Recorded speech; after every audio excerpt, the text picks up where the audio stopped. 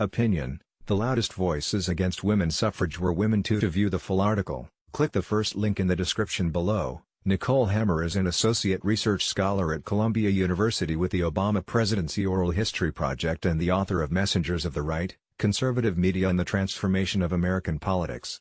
She co-hosts the History podcast Past, Present and This Day and Esoteric Political History. The views expressed in this commentary are solely those of the author. View more opinion articles on CNN. The arguments echoed those that had been made for decades. The pro-suffragists insisted women's vote would improve the lives of women and children and fulfill the American promise of self-government. The anti-suffragists warned that it would lead to open warfare between men and women, destroying families across the country. While the debates were not unusual, the setting was the Women's University Club.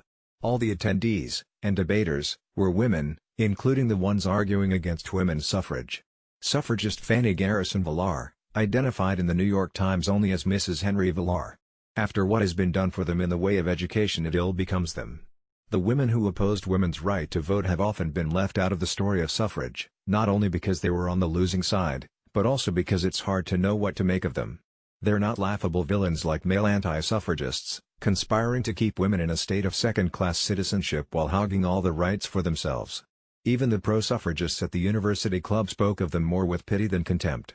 "It saddens me, I confess, when I meet women who are exerting themselves to oppose suffrage," said Villard. Voiced a perspective that women should know better than to oppose their own rights, that persisted long after American women formally secured the right to vote in 1920.